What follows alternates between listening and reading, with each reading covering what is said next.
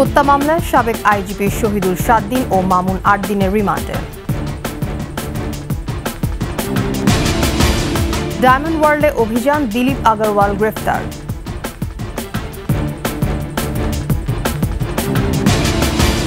কাশিমপুর থেকে জামিনে মুক্তি পেলেন শীর্ষ সন্ত্রাসী সুইডেন আসলাম।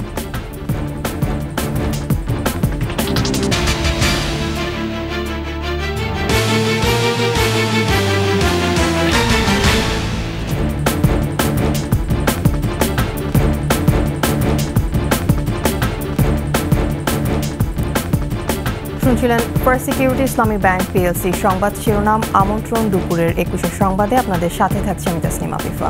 দর্শক, 21 টেলিভিশনের সংবাদ একই সাথে সরাসরি দেখতে পাবেন আমাদের ফেসবুক পেজ www.facebook.com/2124 অনলাইনে। এছাড়া সাবস্ক্রাইব করতে পারেন www.youtube.com/21etv চ্যানেলে। পৃথক দুটি হত্যা মামলায় পুলিশের সাবেক আইজিপি চৌধুরী আব্দুল্লাহ আল মামুন ও একেএম শহীদুল হকের রিমান্ড মঞ্জুর করেছে আদালত। রাজধানীর মোহাম্মদপুরে মুদি দোকানি আবু সায়েদ হত্যা মামলায় চৌধুরী আব্দুল্লাহ আল মামুনের 8 দিনের রিমান্ড মঞ্জুর করা হয়। অন্যদিকে রাজধানী নিউ মার্কেটের ব্যবসায়ী আব্দুল ওয়াদুদ হত্যা মামলায় শহীদুল হককে 7 দিনের রিমান্ড দিয়েছে আদালত। রিপোর্ট দীপু শিকদারের।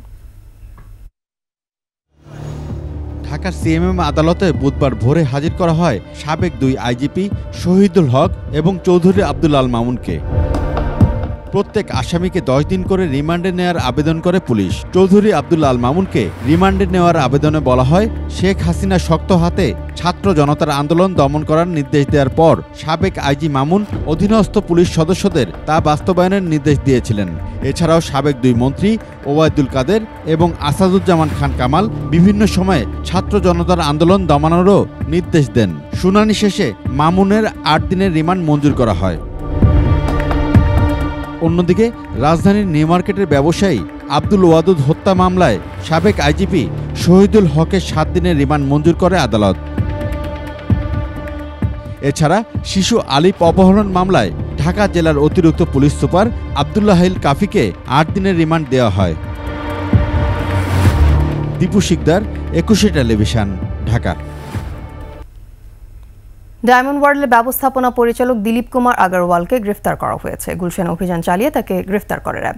তার বিরুদ্ধে ছাত্র হত্যা মামলা ছাড়াও স্বর্ণ ও হীরা আমদানির নামে অর্থ পাচারের অভিযোগের তদন্ত চলছে। রিপোর্ট মাহাতাব মিনহাজের। রোববার রাত 10টা থেকে মধ্যরাত পর্যন্ত ডায়মন্ড ওয়ার্ল্ডের গুলশান কার্যালয় ঘিরে রাখে র্যাব। এ সময় অভিযান চালিয়ে প্রতিষ্ঠানটির ব্যবস্থাপনা পরিচালক দিলীপ কুমার আগরওয়ালাকে গ্রেফতার করে তারা। তার বিরুদ্ধে চোরাচালানের মাধ্যমে স্বর্ণ ও হীরা আমদানির নামে বিদেশে অর্থ পাচারের অভিযোগে অনুসন্ধান শুরু করেছে সিআইডির ফাইন্যান্সিয়াল ক্রাইম ইউনিট। এর আগে দুবাই ও সিঙ্গাপুরে সোনা চোরাচালান সিন্ডিকেট নিয়ন্ত্রণ, ভারতের কলকাতায় 3টি জুয়েলারি দোকান ও 11টি বাড়ি এবং মালয়েশিয়া, দুবাই ও কানাডায় বিপুল পরিমাণ অবৈধ সম্পদ অর্জনের তথ্য পেয়েছিল সিআইডি। ছাত্র জনতার আন্দোলনের সময় ধানমন্ডিতে শুভ নামে এক ছাত্র হত্যার ঘটনায় দায়ের করা মামলার অন্যতম আসামি দিলীপ আগরওয়ালা। 2রা সেপ্টেম্বর সিএমএম আদালতে মামলাটি দায়ের হয়। পিবিআই এর তদন্ত করছে। মাহতাব মিনহাজ, 21 টেলিভিশন, ঢাকা। গাজীপুরের কাশিমপুর হাই সিকিউরিটি কেন্দ্রীয় কারাগার থেকে জামিনে মুক্তি পেয়েছেন শীর্ষ সন্ত্রাসী শেখ আসলাম ওরফে সুইডেন আসলাম। মঙ্গলবার রাত 9টায় তিনি ওই কারাগার থেকে বের হয়ে যান। আজ বুধবার সকালে এই তথ্য নিশ্চিত করেছে কারা কর্তৃপক্ষ। শেখ আসলাম ঢাকার নবাবগঞ্জ উপজেলার ছাতিয়ার এলাকার মৃত শেখ জিন্নাত আলীর ছেলে। তার বিরুদ্ধে তেজগাঁও থানায় হত্যা মামলা রয়েছে। শেখ আসলামের জামিনের কাগজপত্র মঙ্গলবার কাশিমপুর কারাগারে পৌঁছায়। পরে কারা কর্তৃপক্ষ সেই জামিনের কাগজ যাচাই বাছাই করে রাত 9টায় তাকে মুক্তি দেয়। শেখ আসলামের বিরুদ্ধে সর্বশেষ মামলা হয় 1997 সালে তেজগাঁওয়ের যুবলীগের নেতা গালিব হত্যার ঘটনায়। বর্তমানে মামলাটি বিচারাধীন।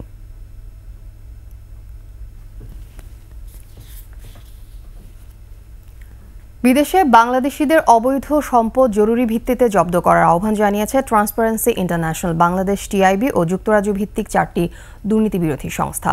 সংবাদ বিজ্ঞপ্তিতে TIB, TIUK, UK anti corruption coalition, international lawyers project, spotlight on corruption জানায় যুক্তরাজ্য, যুক্তরাষ্ট্র, সুইজারল্যান্ড, সংযুক্ত আরব আমিরাত সহ বিভিন্ন দেশে পাচার হওয়া অর্থ ফিরিয়ে আনার প্রথম পদক্ষেপ এটি।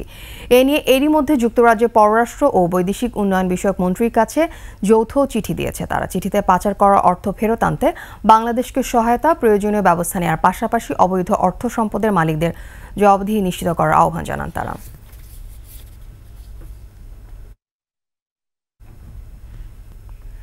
শেষ করছে 21শে দুপুরের সংবাদ। যাবার আগে ফার্স্ট সিকিউরিটি ইসলামী ব্যাংক পিএলসির সংবাদ শিরোনামগুলো আরও একবার। হত্যা মামলায় সাবেক আইজিপি শহীদুল 7 দিন ও মামুন 8 দিনের রিমান্ডে। ডায়মন্ড ওয়ার্ল্ডে অভিযান, দিলীপ আগরওয়াল গ্রেফতার।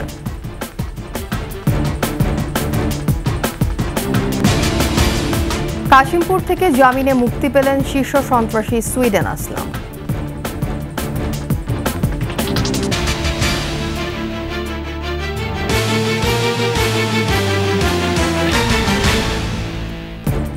সর্বশেষ খবর জানতে ডায়াল করুন 2021 নম্বরে আর ভিজিট করুন ekushe-tv.com ওয়েবসাইটে।